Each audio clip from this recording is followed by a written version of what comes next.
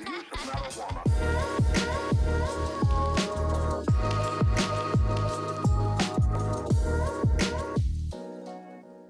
how's it going, everyone? Thanks for joining me on a new episode of the Music Reviewer Podcast. My name's Josh, and today, we're just doing something a little new. It's not really that new because I've done it before, but basically what we're doing is just going over some tracks that have recently come out that I think are pretty cool, or I just think are interesting to talk about. Technically, this is going to be, for the time being, it's called Talkin' Tracks, or I don't know if I'll keep that name, but this is just the first official episode of it. Yeah, if you're familiar with the podcast, if you're just joining, thanks for tuning in. Basically, this is kind of taking over what I was doing for the past year or so with Best and Worst Track of the Week. I'm integrating Best and Worst Track of the Week slightly into this at the very end of the episode. So yeah, if you're familiar with Best and Worst Track of the Week, we'll just be going over the week of July 10th and July 17th. We'll literally just be going over what I thought were the best and worst track of the week, so it'll just be 4 songs in total.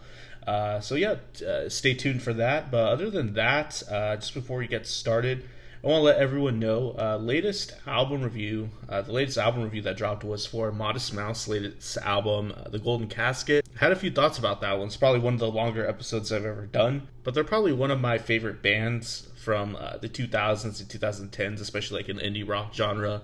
So I guess I had a bit familiarity, and that's why I had a lot to say. But anyways, check out the album, check out the review if you have some time, and thanks for everyone that's listened to it already. And I guess I'll just go over it for whatever it's worth. The most recent episode of Best and Worst Track of the Week did drop probably about a couple weeks ago now. It's for the week of July 10th, just in case you missed it. I guess it's like the last episode of Best and Worst Track of the Week. I covered the Tyler the Creator album bomb that dropped in, so basically it's a condensed version of that album that he dropped, Call Me If You Get Lost. But nonetheless, best track went to Tyler the Creator, worst track went to Ed Sheeran. So I covered the latest Ed Sheeran track on that episode, so if you want to give that a listen, go ahead and stick around. But other than that, let's go ahead and get started. So yeah, first track this week that I wanted to cover was from a band called Inhaler, with the track It Won't Always Be Like This. This band, I think, is from Ireland or the UK. They're known for having Bono's son, Bono from U2, in the band. I think he's the vocalist. But anyways, I thought this track was nice. I might give the album a listen. But nonetheless, it reminds me a lot of like early or just like current Catfish in the Bottomin', especially in the vocals. There's some fuzzy and quirky synths that open up the track.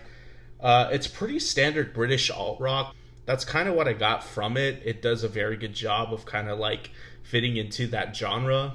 It's guitar-driven with an anthemic chorus. Bass lines cutting through the track at several points. But I like the overall pacing of this track. It's pretty digestible, and it doesn't try to go anywhere too fast. It's not bad. It definitely made me intrigued to listen to more from this band. Next one was from Logic, Get Up. I haven't officially covered any Logic other than like another track review here or there, probably in Best and Worst Track of the Week. But the thing that kind of makes me interested in this is because he officially announced his retirement like over a year ago now, and he's been dropping singles. This is one of them. It tries to go for like this light and fluffy-ness, especially with all the textures that the track provides as it's introduced. I like the melodic, bubbly synths that embellish the track as well. The guitar is a bit too buried, especially as the typical hip-hop beat is implemented onto the verses, so I guess maybe the guitar could have been brought out a bit more. But overall, the track is kind of dreamy, but I thought it was just pretty benign. It's not bad. It's just kind of existing. I didn't think it was amazing either. Next one from a band called Deafheaven, titled Gnashing. This is a band that I probably should have gotten a bit more into, especially since they have, I think maybe, I can't remember if Pitchfork gave them a perfect 10 out of 10 when they released their debut album, but they were making some buzz in the mid-2010s as they emerged as, I guess, the American quote-unquote hipster version of black metal. They sort of evolved by this point. This is a bit more shoegaze, if you will. And also by this point in time, they've kind of transitioned to predominantly clean vocals like on this track. But I really dig the swift drum track that's provided on here. Dig the texture on those vocals. I thought they were light, almost whispered like. The guitars are distorted, present, and dominating as expected. It's an interesting track. Nice ambient section to lead into the bridge, and a mysterious mood is being created at that moment. It's a very dramatic and chaotic towards the end. I'd say it definitely builds up to something. Next one was Wrecked by Imagine Dragons. I don't think I'm really talking about this because I love Imagine Dragons. I haven't really liked them since a very long time ago, maybe like 2012 or 13. They're kind of becoming one of those bands that is a bit bullied, kind of like this generation's or this decade's Nickelback. The lead guitar on the track is just sloppy. I think it's mixed a bit more higher than the vocals. It's just loud. It's terrible contrast when there's a lighter, almost falsetto delivery against that guitar. Just doesn't mesh well. The snare is disgusting as well. It's even more tragic that it's like mixed in with these like disgusting hand clap sounds on the verses. I mean, it sounds slightly different than what they've been putting out as of late, but it seems to maybe be going for like a more sincere and emotional mood rather than like this alt rock radio bait stuff that is going to be appealing to their typical fan base at this point. So I was a bit meh on it. I didn't really think it sounded that great, but it's interesting. Next track was going to be by Kane Brown and Blackbear, but I'm going to save that to the end of the episode because that track ended up debuting on the Hot 100, I think, last week or 2 weeks ago. So just be patient if you want to hear my thoughts about the track Memory. Next one was Moonover by Kississippi. This is a band that I got into maybe about a year and a half ago.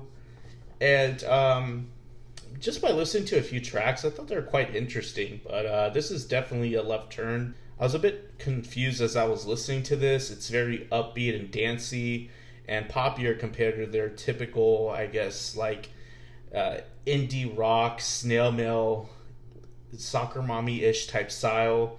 This is quite different. There's chirpy electronic elements. Texturally, it's quite synthy overall. Not as guitar-centric either. Not sure how I feel about this. The track can feel a bit clunky with the experimental direction that it went with. Also, not as catchy or hooky as this track maybe could have been. It sounds like a Frankenstein Death Cab for Cutie sort of track. Next track we're getting is Living Proof by The War on Drugs. So I think about a week ago, they're dropping teasers, and they finally went with dropping a single quite soon after that. And this is a band that I've been listening to, here and there, probably within like the past 4-5 years. I wasn't super into them when they were first emerging and becoming prominent, but their last album cycle, I definitely was paying attention more, and I definitely got hooked on many of their songs. This is a bit of a different track. It's pretty mid-tempo, which isn't all that unordinary for them. I just wish the track had a bit more momentum. Some really rich piano and guitar instrumentation, lush piano chords. It sounds maybe a little Mumford & Sons as the track kicks off, but it later changes to a different sort of vein. There's some typical ambient electronic elements that are usually found on a War on Drugs track. The chorus is a little anticlimactic by the time we get there. The build-up until then was a bit deceptive, though. The track is interesting overall. I'll still be really into what else they release leading up to the album, and of course when the album drops, I'll be there. Next one I'm pretty excited to talk about. It's Bunny is a Rider by Caroline Polasek. Really dug her last album release. It's definitely maybe worth talking about in the future with the Worth the Listen or something like that. Just some great, under the radar pop music for the mainstream, I guess. But she's definitely not unknown. She used to play in a band, I think, called Chairlift. That was more of like this synth pop, sort of dream pop. But she's kind of become her own with her solo career. And this is a really great tune. I like the present and punchy bass on this track that it's structured around. The clicky and light percussive textures are quite nice as well. Caroline's signature falsetto runs are here too. They're great. And it goes for like this more straightforward pop progression. It's not bad. I like the chirpy and bright vocal embellishments that are thrown in. It's just overall, it's just she's appealing to her bread and butter, the catchy and vibrant tracks. That's what she's good at. So she definitely did that there. Next track we got is by, I think I'm saying it wrong, but maybe it's right. This track is by a band called Hovvdy, called True Love. Hovvdy is like this underground indie rock sort of dream pop band from Texas. I've seen them a couple times, I think, or once at a show here and there. I think they're based out of Austin, and I think they're really growing. I was really intrigued by this track because I've always liked what I've heard from them, but I don't think I've ever really gotten too comfortable with their discography or really if they have much to listen to just at this point. But this is a really cool direction. This track is pretty dreamy, lush, ambient, as expected. That's pretty much their MO. But I love the breathy and soft vocal timbre that's provided all throughout. The buried synth textures are nice touch as well. It makes the track a lot more colorful. It's a bit uncharacteristic though. As the track builds up, we get some more climatic, I guess, vocals and a repeated line and melody to end the track. It gets a little emotional and just not as relaxed. So it goes a little bit out of like their typical low-key, relaxed, subdued nature. But it's definitely a song with like more presence and passion. I'm just not sure it fits as well than the hushed and softer vocals I think they really shine on, but nice track overall. The next track was a good one as well, Amoeba by Clairo, which I'll be covering her new album here soon, titled Sling. And this track really made me interested in her latest album because she kind of dropped it out of nowhere.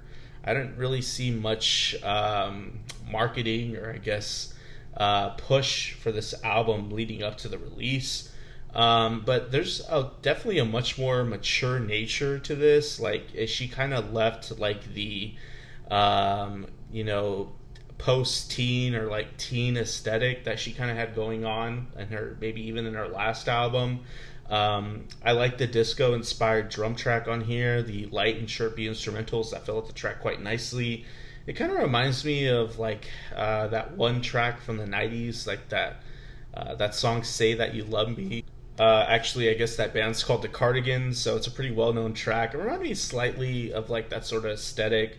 The keyboard work on here is great. I will say, all throughout the album, it's quite nice as well. And it's, for the track to begin, quite piano-centric. It came out very interesting and intricate. I really dug this track. And I guess on this album, she chose to go the Jack Antonoff route. Just about every pop artist at this point is sort of doing that, and I will give it to Jack Antonoff here. I do have some criticisms before that, like when I covered Folklore and maybe some other things, but I really give it off to his songwriting, his production, and whatever he contributed. It's quite lovely. And this track is the last one. I wasn't planning on covering this, but I kind of had to add another track because I wanted to do 10 at least. It's NDA by Billie Eilish. This one surprised me too. It's a good thing that I'm still kind of doing best and worst track of the week, or at least listening to all the new entries, because I probably wouldn't have really gone into listening to this unless I was doing that at the end of that episode. But this is a great track. Some pretty prominent and low bass textures on this thing as it starts out, but as the track is introduced, you're definitely getting this subdued skeletal feeling where it's just vocals and a bit of percussive and bass textures. And there's a lovely shift that happens where as the track develops, we get these low synthy textures. When the track becomes a bit dancey and the drum machine emerges and there's a bit of a groove on here. And probably not many people will know what I'm talking about, but the moment that's created like on the chorus section is really reminds me a bit of like the more energetic and synth-driven parts of the last Superhumanoids album. Do You Feel Okay? It's a really lovely synth pop, dream pop album, and I really feel like this track could be taking a bit from it if they're familiar with that album, because it sounds quite similar, especially in that drum track and those snare hits that are so distorted and abrasive. I feel like I haven't really heard something like that since then, in that context of like being pop and synthy. So yeah, nice track by Billie Eilish on there, and that's pretty much the batch of tracks this week. I plan on doing another batch once I hear another 10 or so. But anyways, yeah, that's pretty much all the new tracks I'm covering. And at this point, I'm just going to do the little bit of best Norwich track of the week that I'm going to add on to this end of the end of the episode. So yeah, best Norwich track of the week is basically I take all the entries into the Billboard Hot 100, give each a letter grade, and take one that's worst, take one that's the best. So I guess now I'm just going to give you the past 2 weeks from the Billboard Hot 100 and take one that's the worst and take one that's the best. But I'll start with some highlights on the chart just so we get a good sense of what's going on. New number one with Permission to Dance by BTS. I guess this is kind of expected because everyone knew they're about to put out another lead single. I listened to it. I didn't think it was as good as Butter, but they're probably going to be dominating all summer at this point. That BTS army is strong. Stay by the Killer Roy went all the way up to number 3, so he got a huge hit out of that latest track with Justin Bieber. Heartbreak Anniversary by Giveon just keeps on going up. He just keeps on lingering and it doesn't die. I'm just not a fan of this track. Beggin' by Mainskin, or Makeskin, I think Mainskin, that one European band that is having this weird phenomenon of a hit, went up to 41. So it doesn't look like that's dying, or it will leave anytime soon. Build a Bitch by not Olivia Rodrigo, Bella Porch, down to 84. It looks like it's dying. I don't really see, unless she really releases like some more singles or interesting tracks that are a lot more well written or interesting to Build a Bitch. I don't think she's gonna have much of a music career, to be honest. Am I the Only One dropped that stupid Aaron Lewis track that I guess debuted 2 weeks ago. Aaron Lewis, the once frontman of Stained, I don't even know if Stained's a band anymore, is a little washed right now and really holding on to a gimmick to save his music career. We'll just say that. Track Star by Mooski dropped out after 20 weeks. Wasn't too into that track when I first heard it, but it definitely stuck around and it seemed to gravitate towards a few people. It was a catchy track. We'll see if he's able to release another track at some point with that level of attention and prominence in, I guess, the mainstream. I don't know. I just felt like it was a bit dime a dozen. I see the potential there, but I feel like that might have been the pinnacle of Mooski. But anyways, let's go on and get to it with best and worst track of the week. I'll start with the older week. So on that week, worst track of the week ended up being Am I the Only One by Aaron Lewis.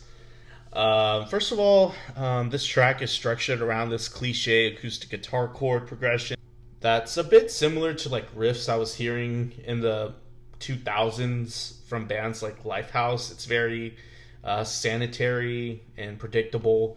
And no, you're not the only one willing to take a bullet for the country. That's literally a slap in the face to the military that literally has that job and has that reality face them at any point in time when they're deployed.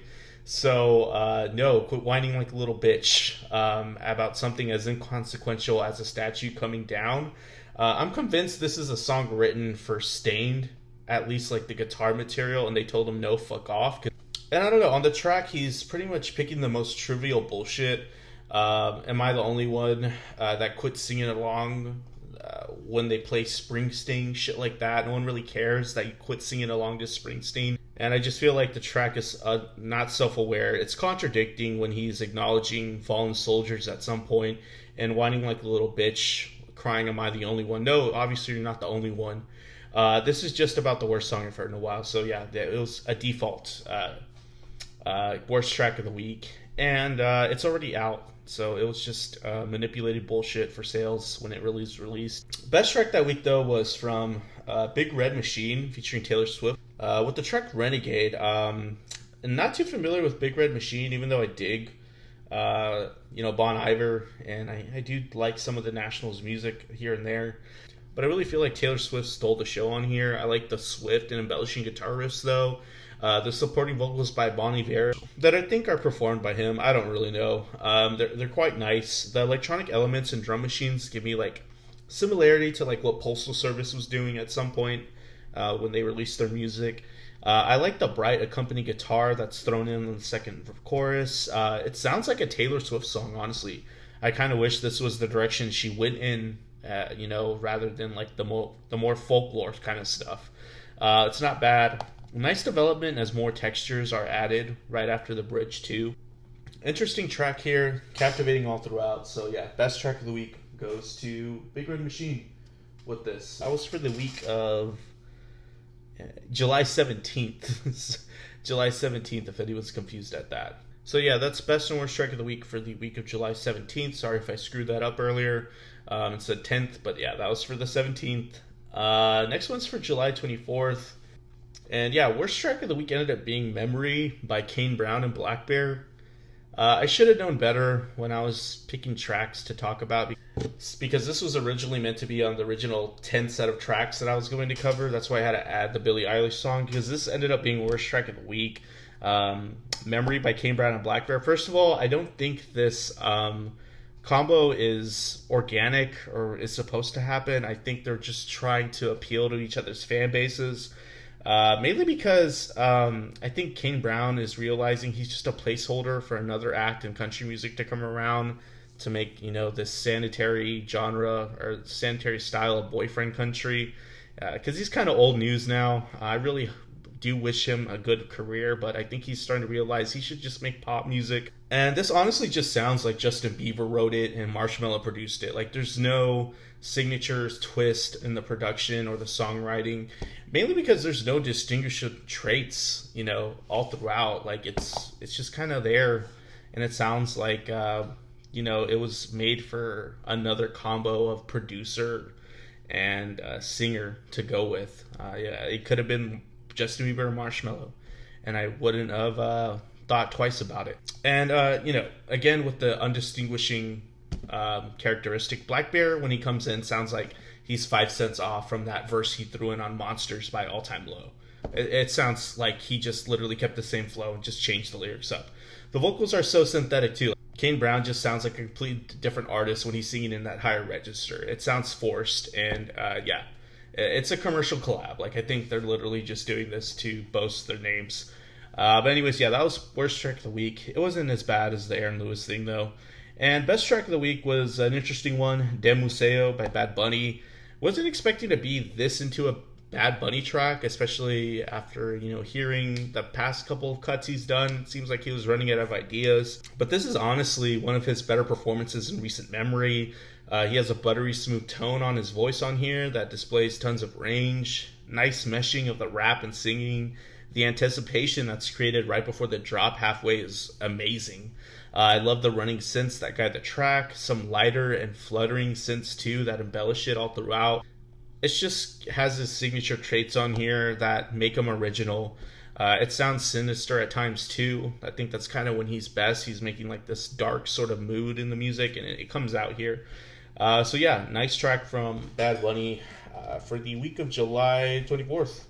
So yeah, that was 2 best and worst track of the weeks we did. Again, sorry for saying that wrong earlier. It's for the week of July 2017 and July 24th. And hopefully I'll just keep on providing those best and worst track of the weeks at the end of the episodes. But yeah, this was the first episode of Talking Tracks. I think I'm going to put this up on YouTube first. I might put it on the actual podcast side. We'll see. But anyways, thanks for tuning in. Take care of yourselves. Leave a like and subscribe if you like what you heard.